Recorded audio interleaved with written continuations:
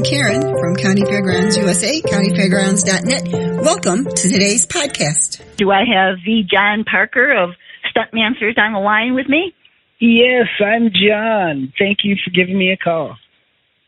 Hi, Mr. John. So tell the audience what Stuntmasters is.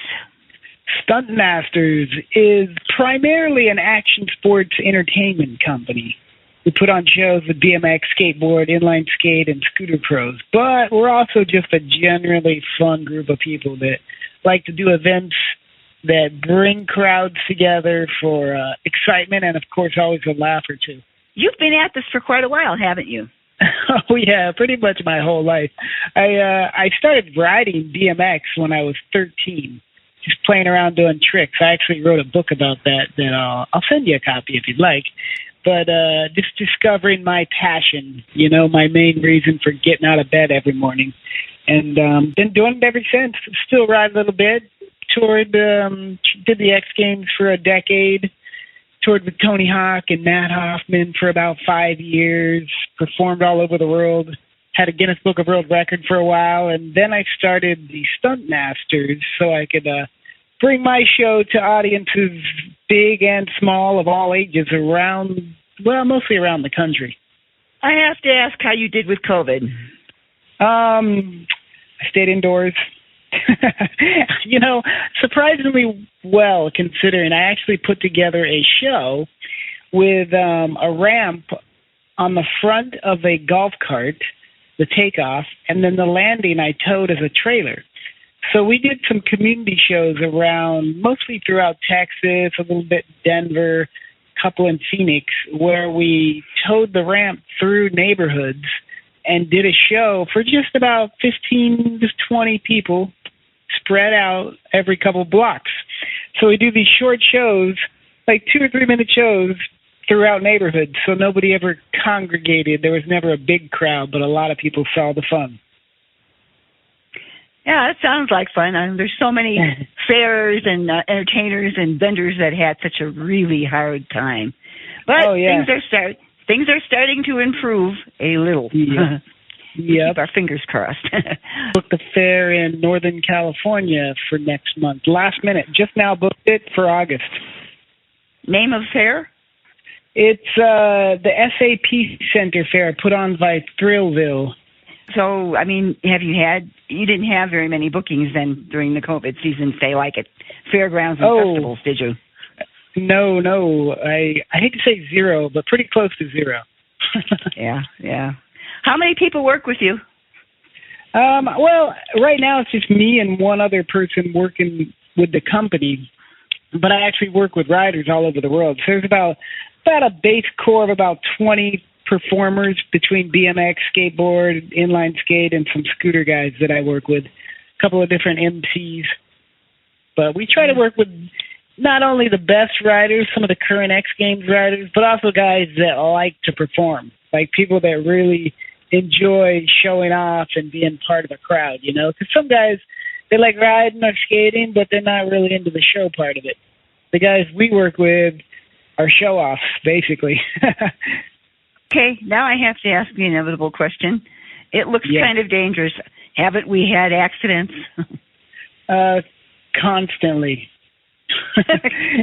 I've been pretty fortunate. I've had a few broken bones, tore a kidney one time, lots of concussions, though, which is one of the reasons I don't compete and one of the reasons I stopped competing, because after you hit your head, I don't want to guess a number, but, 30 or 40 times, you start to get slower to recover.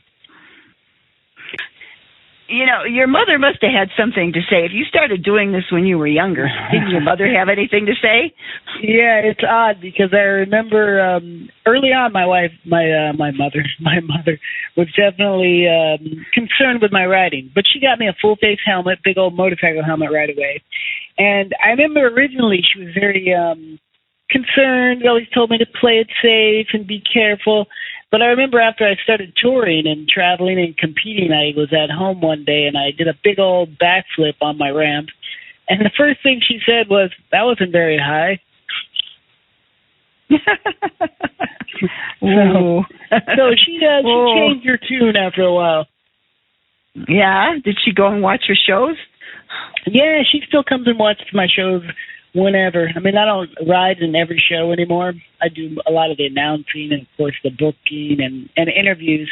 But she comes out. We're actually going to be in San Jose next month, and I grew up a couple hours south of there where my mom still lives, so she's going to come up and check out the show. Okay, I always like to ask, worst fairs and festival experiences that you've ever had? That's one of my questions. Well, there's probably an accident or two in there that definitely caused a bad experience, but the only thing I could say that's been bad about any fair show I've ever done is when you show up to do a show and it starts raining and there's like 2 people in the crowd watching, but you try to put on the show anyway and it just doesn't turn out so good. But in general, I don't think I've ever had a bad experience at a fair. I mean, as long as there's a crowd there and the team is ready to go, they've all been good. Okay, some of your best experiences. Best experience. We did the Kentucky State Fair way back in the day, one of the first, and then Kentucky State Fair and Kern County Fair. We did those like every year for 5 years or so with a different team. And the coolest thing about that was you see the same people every year. Not all the same people, but you get reunited with people that remember from you the year before. And it makes you feel like part of the community. So that's always really cool. Mm-hmm. Okay, what shows and places would you like to perform that you have not had the chance? Well, I don't know about specific venues, but I'd really like to get into do more stuff in Tennessee, everywhere in California, of course. But Tennessee, I really like the down-home country feel of a lot of the communities down there. So we're trying to get back in there. I love going back to California always because I grew up there, so that's always fun. New places is always a treat. How many guys usually perform with you in the show?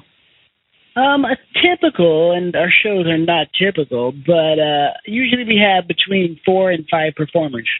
We've been doing a lot of stuff now with comedy so that the shows get longer, but we round them out. Not only you get the really cool action, but you also get a good comedy show in there.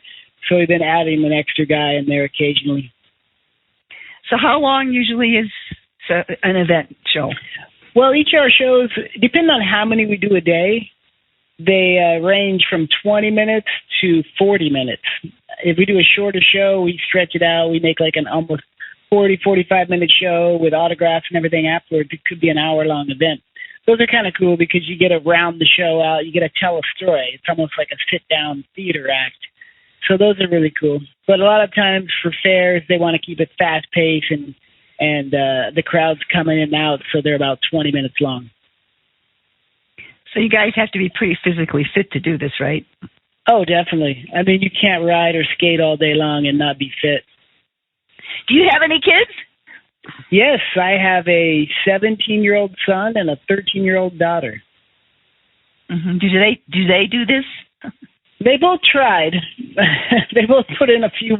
Probably my son rode for a couple years, just playing around. He didn't do all the crazy stuff, but just cruising around, jumping a little bit. And my daughter did it for a little while too. But I think, they saw me do it, and they said it looked painful, so they maybe decided to call it quits. Yeah, painful is what I would call it too. Right. Well, it's odd because when you're young, you don't mind crashing all day long. It's almost like a rite of passage. Like, look at me, I can do anything.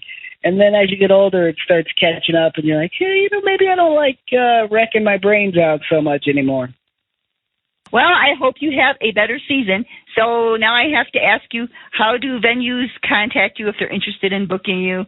And what kind of a setup do you need? And do you bring your own stuff?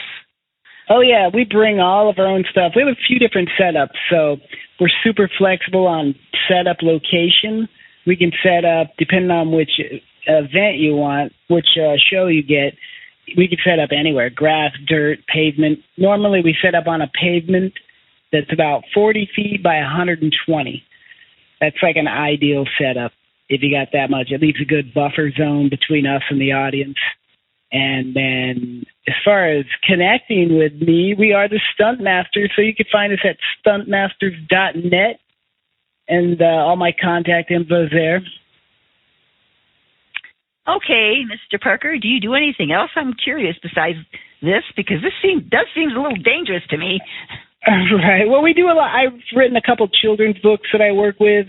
I do a lot of motivational speaking for schools and community events.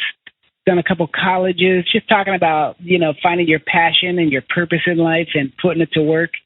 Talking about success, how I found success through finding my passion, getting really good at it, and then sharing it with other people, because that's how you make a career out of anything, really. A success out of anything is by sharing it. So I've been able to do that through my writing, my books, and my speaking. All right. Thank you. Bye-bye. Thank you. Bye.